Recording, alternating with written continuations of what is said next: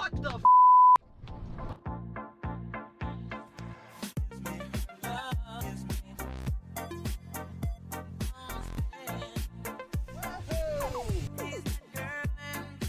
All right, this is kind of a different video for me.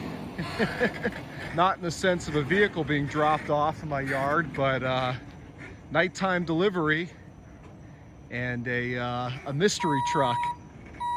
So this truck was free. 2005 3/4 ton Silverado 604. I think it's a 4L80 or a 4L65. But I don't know anything about this truck. No title. Gonna have to go through the Vermont loophole to get one. But let me assist the driver here. But I just had this truck brought down from Port St. Lucie. It is a non-runner. Could just be the battery. We'll find out. Free truck. All right, so let me be truthful here. This isn't my truck, but the story is otherwise true. My good friend George, some of you may remember who've been with the channel for a bit, back when I was living up in New England, he was in my Metro videos and stuff like that. That wasn't dead, so you sprayed it. Now it's dead. The alternator. No, it's not. I never had a The problem with alternator is it. bad. Look at how hot it is. There's something wrong with that alternator. It's like seized. Oh yeah. I don't know how this stuff happens to him. I used to think that I was lucky when it came to great deals falling in my lap, but this guy has been absolutely outdoing me lately. This truck, I guess he has a buddy somewhere in Florida, a couple hours north of me up by Port St. Lucie, bought a property, or maybe his buddy's working on the property. I don't know. Regardless, his friend calls him and says, hey, we just got this property. Someone left this old truck here. Don't have a title to it. We got a key. Doesn't start. You want it for free. And my buddy George is like, yeah, of course. As soon as he saw some pictures, seeing what it was.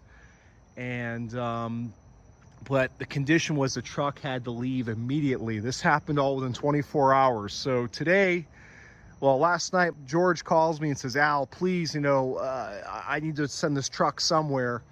Can I send it to your house? And I'm like, all right, I guess they'll make me some good YouTube content. And if you don't come pick it up, this ends up becoming my truck. So he just sent it down here in a flatbed, 2 hours from Port St. Lucie down here to me. We know nothing about this truck. It was left with the property. We don't know the miles. We don't know why it doesn't run. Hopefully it's just the battery, because the wrecker had to drop it right in the middle of my front yard. But it looks like a real nice truck. Looks like, I mean, it's a Florida truck, so it's solid. I apologize for the nighttime filming, but I got to get this thing running tonight because I don't want it out here in my front yard. I want to, tuck it in my driveway. I was going to have the flatbed drop it in my driveway, but it was going to hit that tree. And George, you're lucky that I care about you, because I would have just sent it otherwise. So first thing I notice, let me get some light on here. So first thing I notice is we've got a I Love Hooters and Rebel flag on the mirror. And there is a air filter there. Hopefully this thing didn't take some water in or something, and the old filter's got water in it. Headliner has definitely seen Florida weather for the past 15, 16 years. Door panels look okay. I mean, the seat's got some wear. George ran the Carfax. He said this thing last time it was on the road, or at least, had a Carfax reading, was like 110,000 miles. So I'm guessing it's probably got around 120 based on what I see. We'll see if I'm right. It'd be pretty funny if it had like 250, but either way, it's a free truck. The 3/4 ton GMT 800 at that.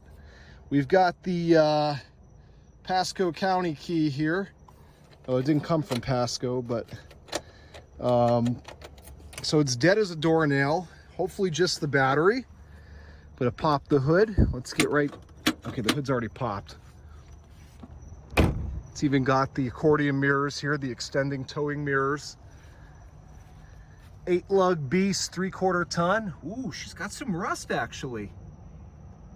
Interesting. I don't think that's like salt rust, maybe, unless it was by the ocean up there in Port St. Lucie. It was on a big farm property, like 60 acres or something like that. It was basically a farm truck. Hopefully nothing jumps out at me here, especially if it was on a farm like that. I can't believe how rusty those brake lines are. It looks like a New England truck from that. Well, geez, that might... that may very well be why it's not starting, George. You know, when he sent me pictures that his buddy sent to him, they took a picture like this, and I could just tell there was no battery. And I said, George, there's definitely no battery in that thing. He goes, no, there is, but there's no battery. So lucky for you, George, I've got plenty of batteries around here, and they're all side posts because I'm a GM guy. So I'll throw a battery in her and see if she starts up. But before I do that, let's just check the necessities here. Looks like the Dexcool was flushed out at some point, or someone topped it off with some green. It's a little bit of a mixture. So George's plan is to come get this truck. I really hope he doesn't, because I'm going to file for abandoned property and keep it for myself. It's way nicer than my truck already, my Sierra, which is only a half-ton 4.8, and it's Swiss cheese rusty. But his plan is to come down here and do whatever this truck needs to it locally and drive it back up to New England where he lives. Oil looks good. Not too clean where I'd be worried that there was a problem with the engine and they were messing around with it. It's got some miles on that oil. Let's check the transmission fluid. Not just color, but smell. Smells good, nice and sweet. No burn smell. This, again, I think this is a 4L80. And those are much more durable than the 4L60, the PNNNN transmission. Let's make sure she's got some brake fluid in her, because if this thing starts, well, it looks like mud, but it's there. This thing starts, I'm going right down the road with it.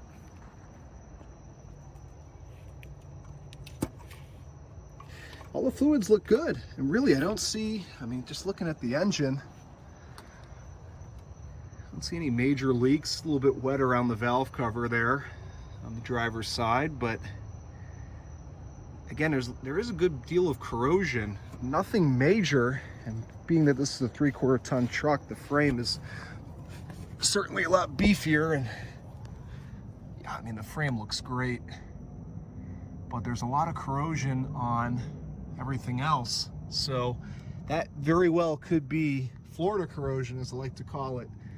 You get it when you live near the coast.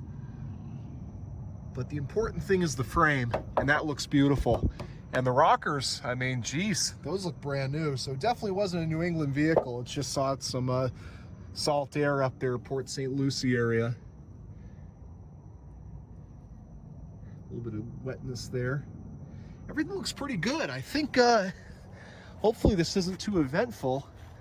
It just starts right up, and can move it into my driveway. Let's see how these tires look. A little bit of dry rot. We got a Telstar, so we've got a budget tire here. These are, George, you're gonna have to change these anyway if you want to drive. You probably could make it back up there, but I would change them. Let's see if we've got a date code on here. I think that's, yeah, 2011.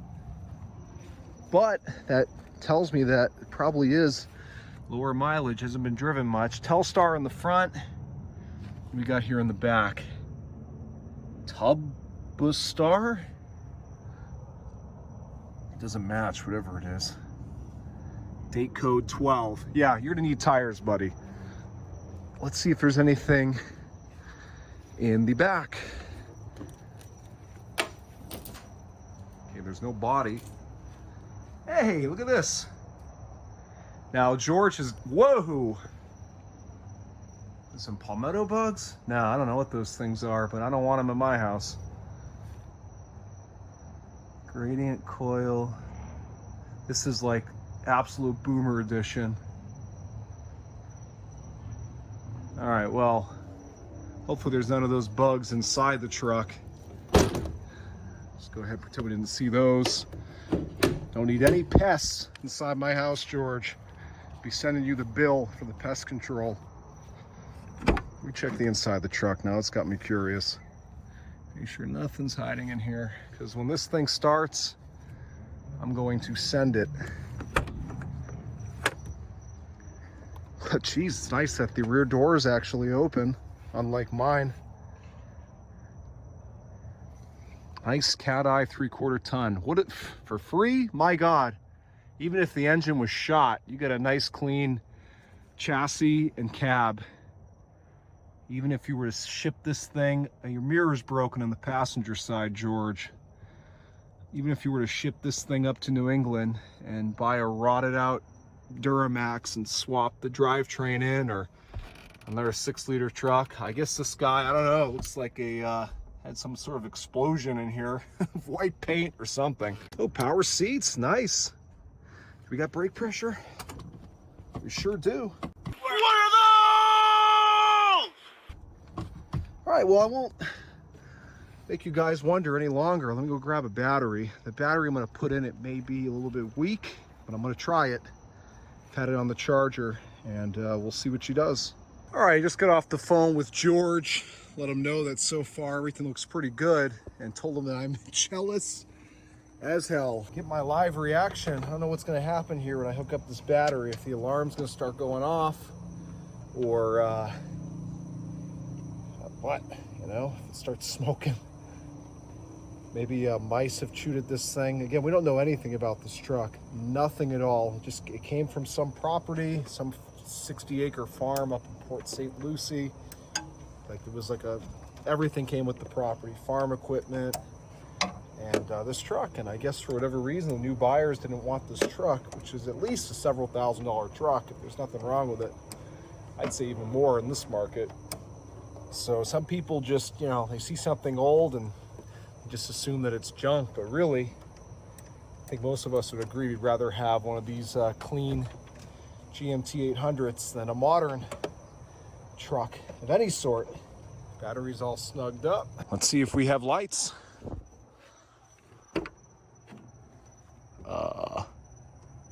Well, wait a minute, do they override it? Hey, we have lights.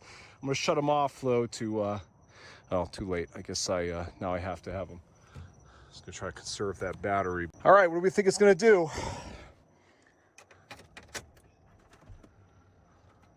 How many miles? Uh-oh, it's burned out. But I can kind of make it out. Very common problem on these trucks for the Prindle and the information center thing to burn out.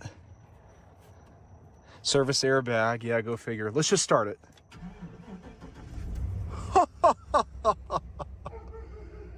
You have got to be kidding me. 100, ooh, George, 193,000 miles. Regardless, it's a free truck. And she started right up. She started right up. Oh, she sounds great. I don't know how long this truck's been sitting, but it sounds like it just ran yesterday. Unbelievable. Maybe a little bit of an exhaust leak or manifold tick. Doesn't sound like lifters. She's running a little bit rough, it looks like. Give it a little credit here. We don't know anything about this truck and why it was parked. Now, I can't drive it right away because I noticed when I was on the phone with George,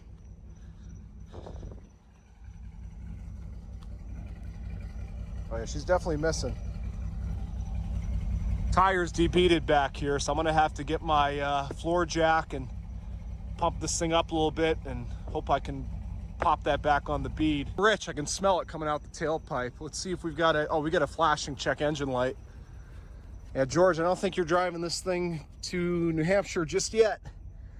But lucky for you, I've got my code readers, so I can run those codes and see what's going on. Well, let's give her a little bit of rev action here, see what she does. All right, so it's able to rev up. It's not stalling out or anything like that, but definitely missing pretty badly. Multiple cylinders. Let me see if I can, well, I saw them. I can see the information center thing a little bit better now. All right, there we go. Got that thing to turn off. Yeah, 198 on the miles. The last Carfax reading was in 2012, George was telling me, but clearly somebody was still driving it. So I'm guessing when I kick the AC on, I'm gonna remove my beer because I don't know what's gonna come out of these vents, but I'm guessing it's gonna probably almost stall out or give it a little bit of trouble. Oh, well, blower motors, another typical GMT 800 problem. Blower motor's acting up. Let's see if the compressor kicked on. But still, you know what? She runs. I mean, even like I said before, even if this thing didn't run, engine was shot, get a nice clean 3/4 ton frame and cab like this, hell, I'd take it. George, if you don't want this thing, I will make it go away for you. No hassle for you. It's too many miles for you, George. You don't want a truck with this many miles. It's not even worth your hassle of the flying down here and driving it home. Just leave it with me. Do you the favor. All right, compressor's not working. It looks like an original too. Probably doesn't work. But that doesn't really matter for George going up north because they have like 3 warm days a year. Now, one thing I need to see before I get carried away. All right, move forward. Oh yeah, transmission's great. No delay at all, goes right into drive or reverse. Got good battery voltage. Oil pressure sending unit is bad. Another typical GMT 800 problem. The thing about, if you're not familiar with these trucks, the thing about them is they have a lot of dumb little problems, like stuff like that. You know, wait a minute. Here I was saying that the Prindle was burned out in the information center. Someone just had this turned all the way down. Actually, that's quite bright for near 200,000 mile, 15-year-old truck. These trucks, they have their issues. Radio's dead, probably a fuse. But it's all dumb stuff. Mechanically, these are some of the best trucks money can buy. This 6-liter, this LQ9, fantastic engine. I've got 2 of them. I've got 2 Escalades of this era, one of them being right there. And I just, you know, beat the hell out of them, towed crazy things with them, and they just keep going and going and going. And, oh, I got a cab. Oh, my Sierra's got that too, but kind of useless on this truck. These are great trucks, especially when they have a 4L80 or a 4L65. You know, the 4L60 is not a bad transmission. It's just, it needs a little more TLC. You know, you got to change the fluid more often. These trucks can just take a beating. It's got trailer brakes. Great. So I guess let me, I don't want to make this too much of a chit chat video. Let me get that tire back on the rim and let's take her for a drive. I'll grab my code reader too so we can see what's going on with her. All right, sorry I couldn't film it. I had to use both hands and I needed my phone light, but pretty easily I was able to get the tire back on the bead here, or back on the rim, whatever you want to call it. Just used my knee to start pushing the air through and pulled on the tire at the 9 o'clock and 3 o'clock position, and now she's airing up. All right, we've got that tire aired up. Also notice there's an Apple sticker, so clearly we have an intellectual.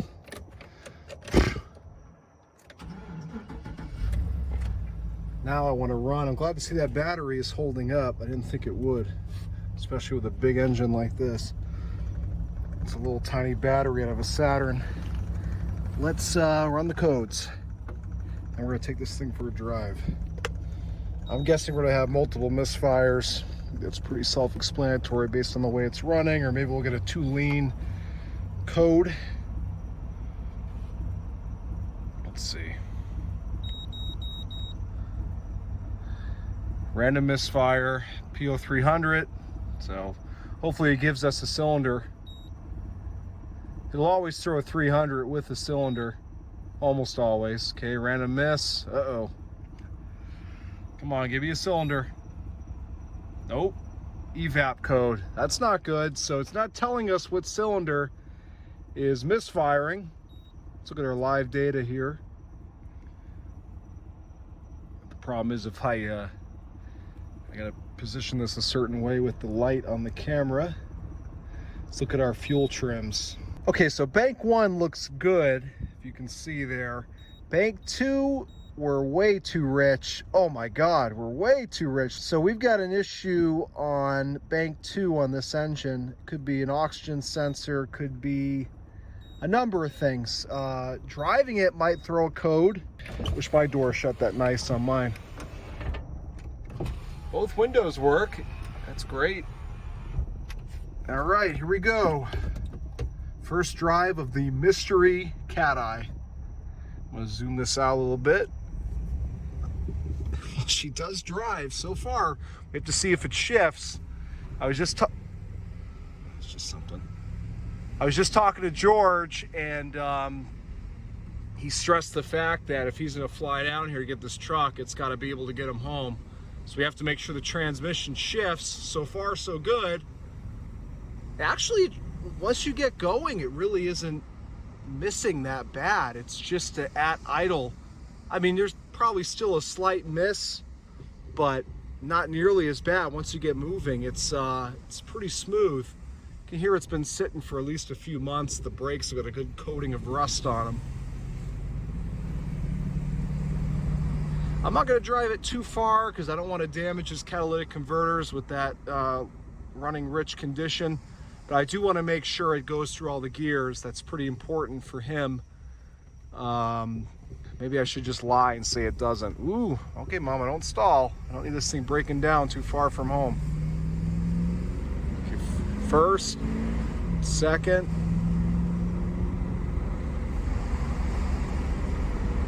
third. All right, so I just need to get into overdrive, but I have to leave my neighborhood to do that. I don't want to run over anybody's kid.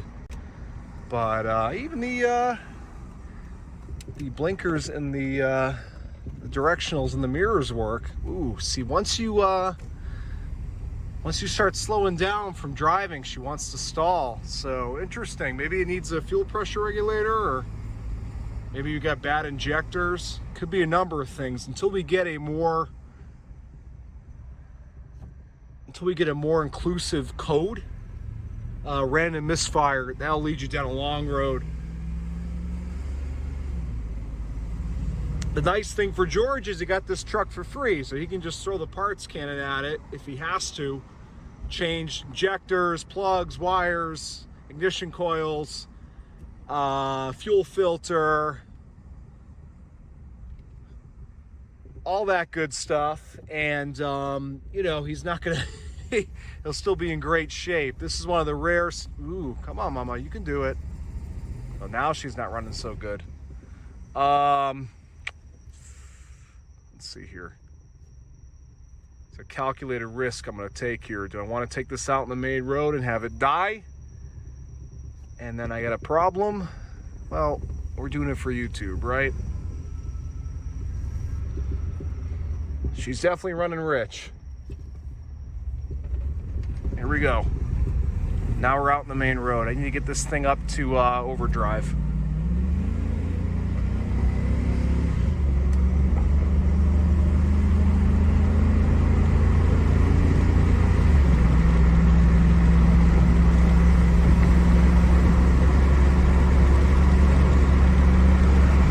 Overdrive.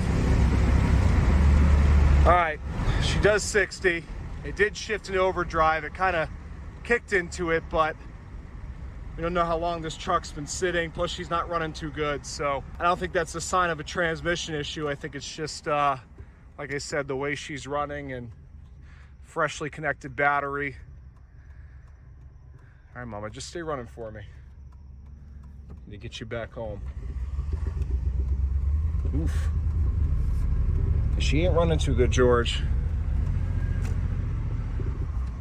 Let me turn this thing around, head back home. This is only half the fun because I still have to make it back home.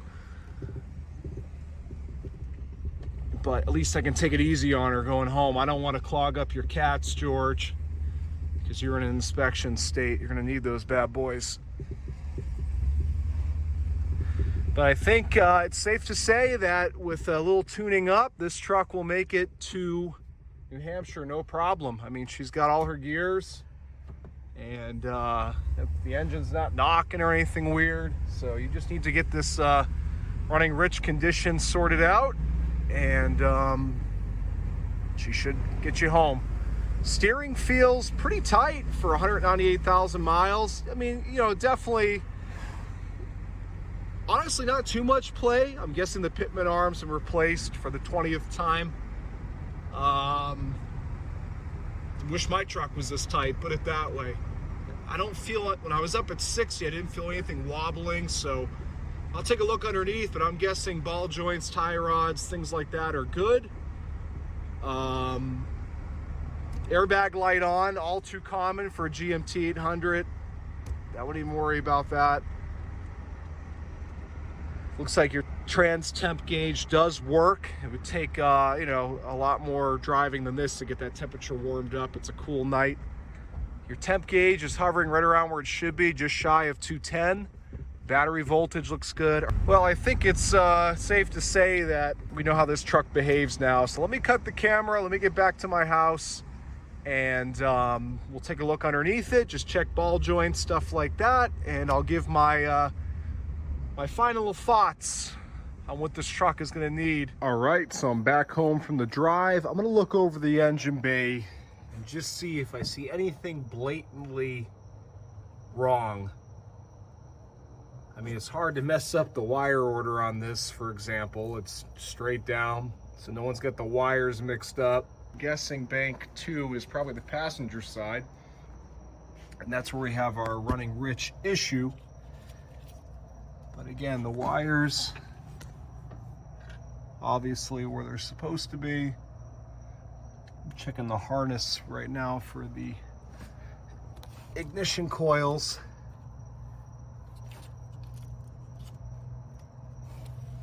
I know they'd have issues on the, well, this is a LS family engine, the LQ9, but especially on like the LS3s and LS1s.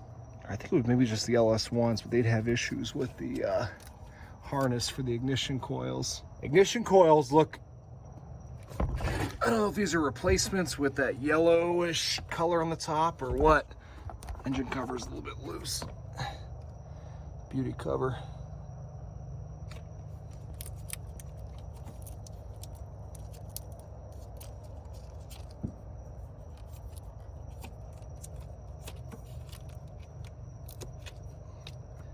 I mean, at a quick glance, I don't see an issue. The engine's hot right now, so I'm not gonna go pulling off connectors and things like that. But maybe tomorrow when it's cool,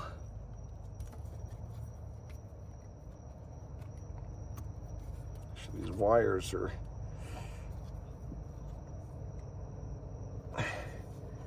even looking at the wires and the boots, they seem to be in good shape.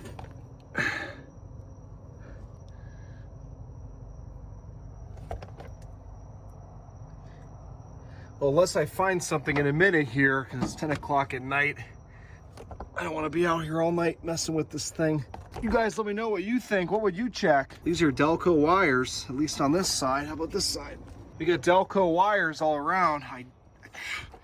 These are original. I mean, they certainly could make it to 200K, but not without problems. So maybe it needs wires and plugs. It's possible.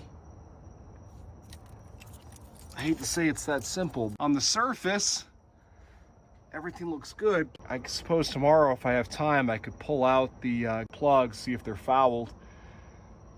That's probably what I'll do, but I'm not gonna do that tonight. So let me know what you guys think.